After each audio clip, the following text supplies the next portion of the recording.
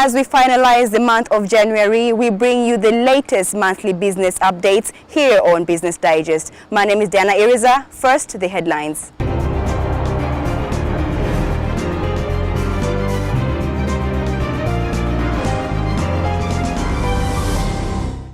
And on our first story today, we're going to have a short insight on Rwanda's top chili exporting company and how it handles branding and packaging. The movie theater business in Rwanda, how does it contribute to the chain of box office and the economy of the country?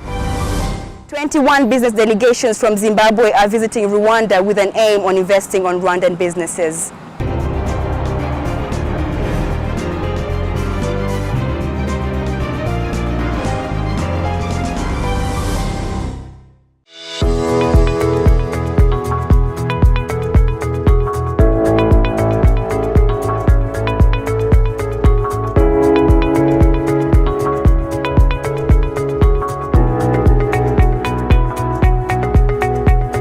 Agriculture drove Rwanda's impressive growth over the past years and remains a key player of the country's economy today, making up a third of GDP while employing 88% of the active population. Within the same field of agriculture, our topic of focus today will be packaging and branding of agricultural products. Branding and packaging strategies have become an accepted part of marketing activity in agriculture, and it is the same norm for manufactured and processed food products to be offered to the consumers as branded products. However, as any vigilant consumer would have noticed, there are still a wide range of food products that remain unbranded. Food products such as meat and horticultural products are often relatively unprocessed and do not have clear brands associated with producers and suppliers. It has become common to find generic brands associated with particular supply regions or variety of products, but these are normally developed by groups of suppliers or are merely used as products to identify particular attributes of the products. Now, in the previous episode of Business Digest, in the brands and business segment, we looked into coffee as one of the activities being carried out in the industrial sector of the country. And today we're going to be looking into something a little bit different, and that is chili oil.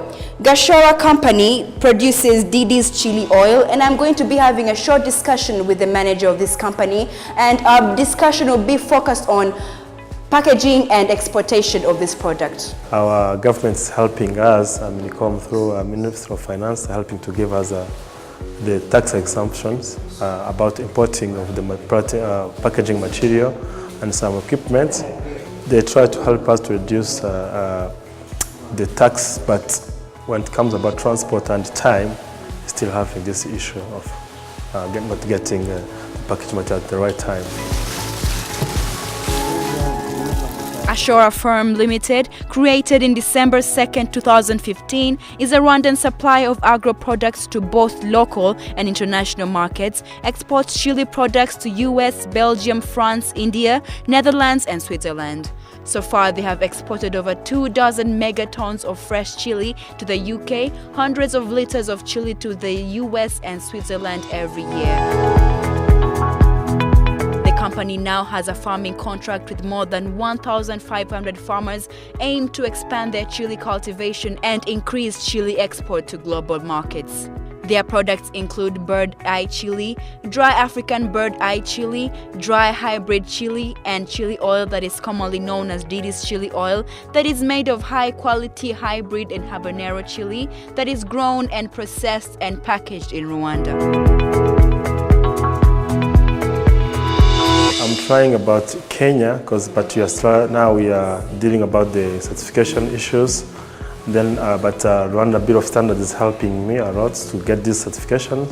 Hope like this month we'll be close this deal about certification, so I can start selling to Rwanda and also another regions. Because where I export currently, they don't ask really about certification. They just need to know, is it the product safe? So we first show them the lab analysis, then for them they take it.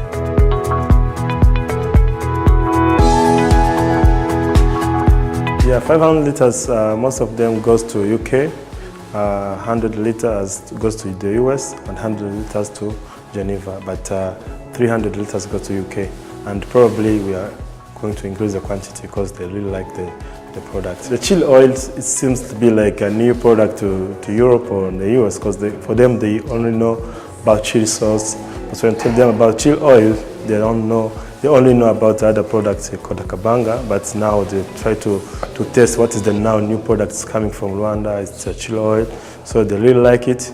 Now even I'm expecting to get more offers, because if someone can tell like make 150 boxes, then tell like next time I want 500 boxes, it means they really like it.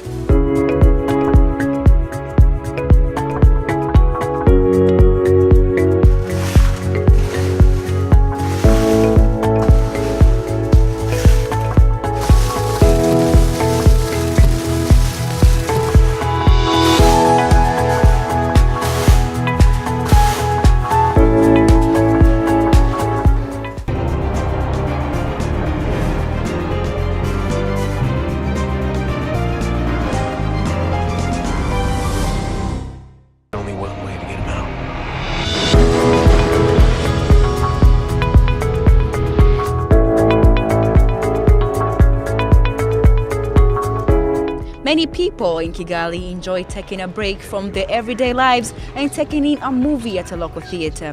Movie theatre business has created an opportunity to profit from the major blockbusters and Hollywood producers. Opening up a movie theatre is a big venture that could highly contribute to the country's economy. Most theatres share ticket revenue with the distributors of the films. The deal on every film will be different, but one can do a calculation of at least 50% of each ticket going to the distributor. Early in a film's run, the majority goes to the distributor, and then shifts the longer run goes until it's in the theatre's favor. Especially for cinemas without track records of attendance, a company may have to guarantee a flat rate or minimum payment. It just depends on the title and the market of the area. So the typical costs include the building's purchase, heating and property tasks, the staff, the projectors, media server, sound system, screen chairs, raw concession goods, business costs such as bookkeeping, POS systems, payment costs, banking costs, signage and advertising. And typical revenue is 50% or less typical revenue, concession profits, advertising revenue on the screen and even before screenings. The cinema industry is composed of three kind of categories. So you have the producers, which are the studios in the US or around the world who produces the movie. Then we have the distributors, which are the people who are in charge of distributing the movies produced by the producers. Then we have the exhibitors, which are us, like the cinemas. So there is that channel of, how can I say, contribution to the overall chain. So the money, for instance, we make here, we split it, if I might say, with everyone on that chain. So that's how the benefits, meaning when there is the box office, the money you see, like a movie, let's say Fast and Furious or Jumanji has made this kind of money every week, even our contribution is there. So it's quite something.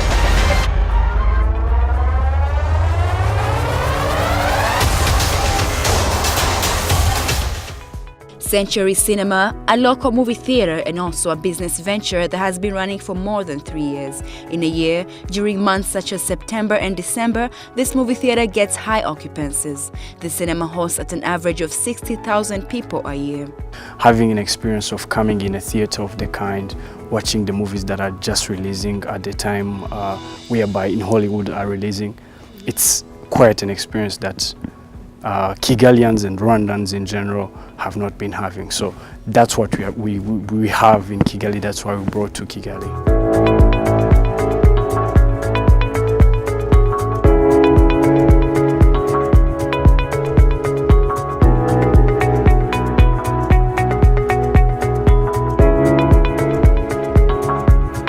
You see, our country does really much effort to promote tourism, and as tourists, they get opportunities to come in the country, visit gorillas and every exciting things that we have here, but also find something that is familiar to them, which is the cinema. Expatriates who live in the country have now most of them say they have something to do over the weekend, which is coming for a movie. Also, we would say even young people, you know, we've just done quite something in increasing, how can I say, the entertainment that is available, things outside of normal trends you can do in Kigali. So I would say it's been contributing quite well.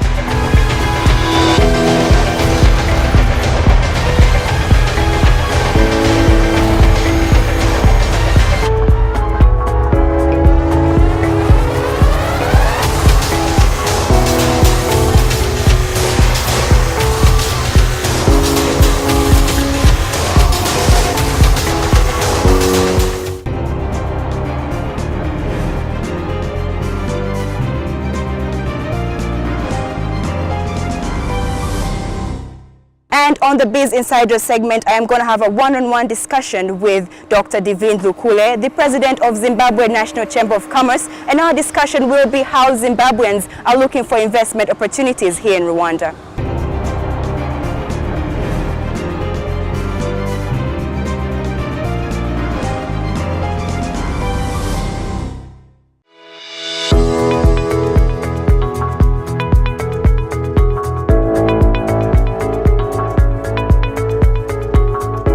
A group of 21 business delegations from Zimbabwe, representing various businesses, had their visit in Rwanda on the 25th of January with an aim to carry out businesses and also invest in various business sectors within the country. Through their interactions with the Bank of Kigali, they indicated that some of the sectors that they are seeking for investment opportunities from include the mining sector, agriculture, manufacturing and textile sector. The investors mentioned that Rwanda portrays a very conducive business climate, and this will hence lead to open-ended win-win investments between both countries.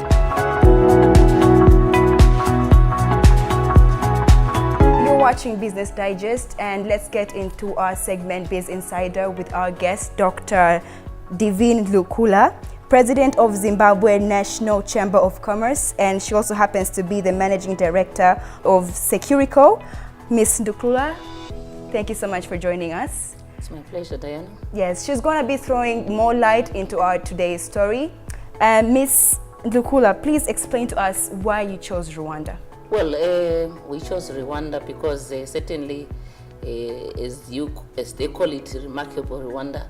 It has got a remarkable story coming out of the genocide and rising out of those ashes to become a model for success in their economy and in social services for their people. And certainly as Zimbabwe, we are also coming out of an era where our economy had really been in a crisis for a long time, and with this new era that we have entered, Rwanda would be the best country for us to come and take a leaf out of what has made this country a success it is in Africa, and again I think globally you are a success story. Okay, now before we go any further, just give our viewers a little bit of information, more information, what exactly you are doing together with your counterparts from Zimbabwe here in Rwanda. Well, as Zimbabwe National Chamber of Commerce, when we saw that there are opportunities in Rwanda, we partnered with an organization called Investment Access Africa Group to come and see the opportunities here. And we essentially have brought, I think, delegates up to about 20 who are in different sectors of the economy that are looking for opportunities, either to invest here or perhaps to see opportunities of partnering with the local entrepreneurs. Zimbabwe National Chamber of Commerce, if I may also just point out, is one of the largest business member organizations in Zimbabwe, and our main mandate is to lobby and advocate for a good operating climate for the private sector. Again, we also look and seek for opportunities, investment opportunities in the region and globally for our members. Hence, we are here in Kigali to do so. Our members that are in this particular delegation cut across all sectors. We've got members that are in services that cut across security, education, tourism, ICT, construction. We again have got members that are in manufacturing of fast goods or consumer goods.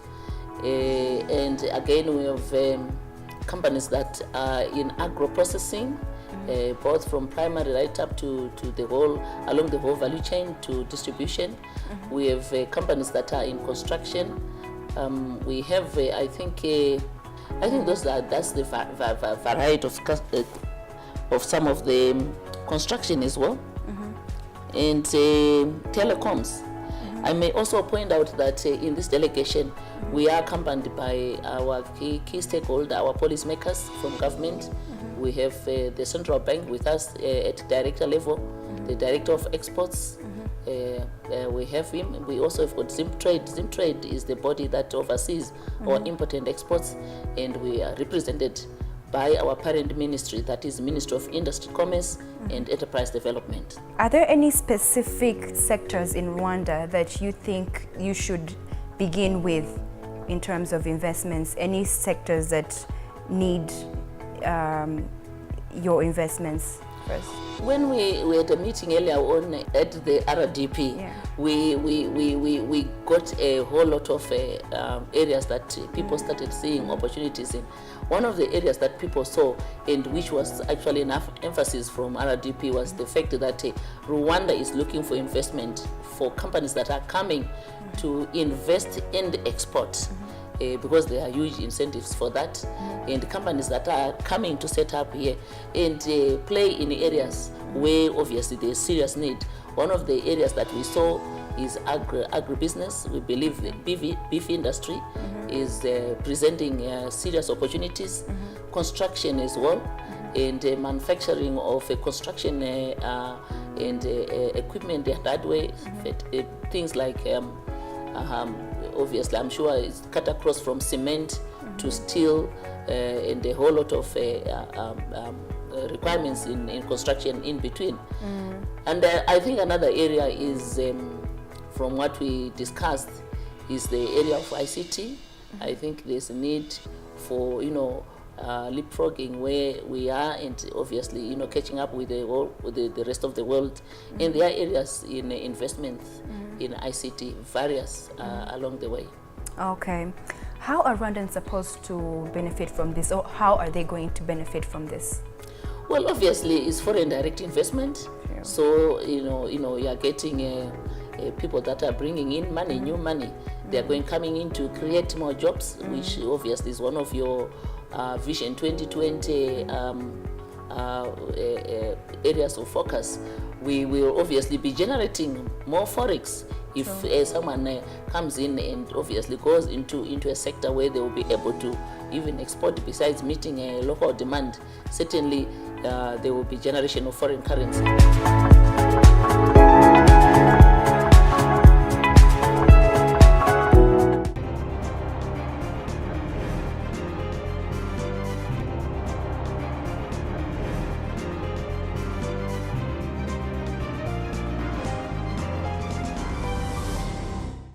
And it's that time again where we bring you highlights on market trends. Today's area of focus will be the foreign exchange market, the global market of currency exchange. The currencies we're going to focus on will be the regional currencies, and that is the Kenyan shilling, the Ugandan shilling, and the Tanzanian shilling. And on the international currencies, our focus will be on the US dollar and the euro currency as we make comparisons between the dates of 29th of January and 30th of January. Now, on the regional currencies, the exchange rate of the Kenyan shilling is 8.3 Rwandan francs. The average exchange rate of the Ugandan shilling is 0.2 Rwandan francs. The average exchange rate of the Tanzanian shilling is 0.4 Rwandan francs. And on the international currencies, between the 29th of January and 30th of January 2018, the average exchange rate of the US dollar is 847.5 Rwandan francs.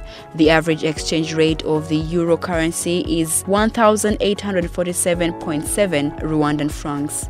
The economic factors which may affect the foreign exchange rate are inflation levels and trends, a balance of trade levels, and government fiscal policy. Political conditions such as destabilization of a government and political upheaval can negatively impact a country's economy and therefore also have an effect on the foreign exchange.